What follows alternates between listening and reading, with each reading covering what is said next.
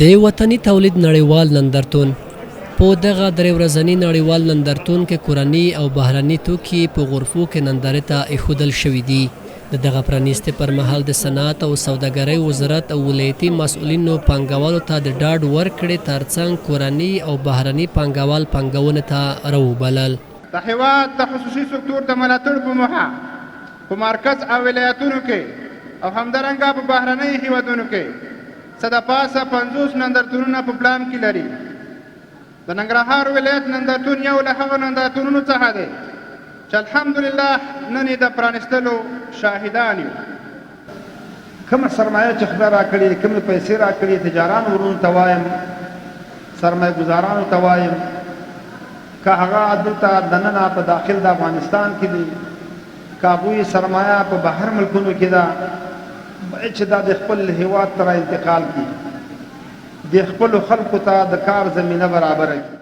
پانګوال او دغه نندارتون ګډونوال دغه ټول نندارتونونه د تولیداتو د بازار موندنې او هنرونو د پرمختګ په برخه کې خورا اغیزمن بولي.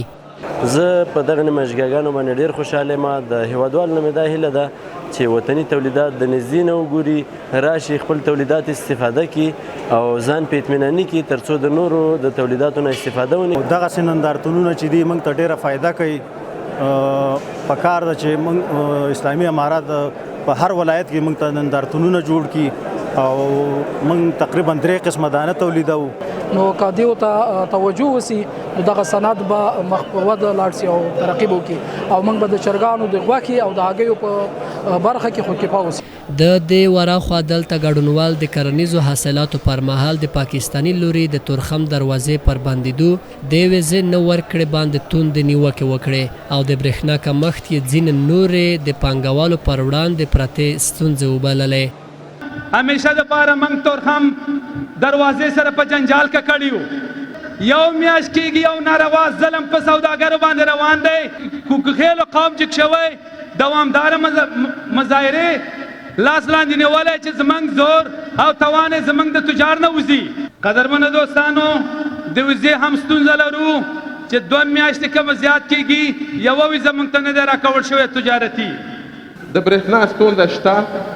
که چېرته والي صاحب موږ ته وخت راکړي، د رئیس د برېښنا او پاچا صاحب وي چې په دې باندې تخلیقي بحث وکړو. حل لارې هم شته موږ سره، ځکه دا ستونزه د حل کېدو ده او د حل لارې هم شته.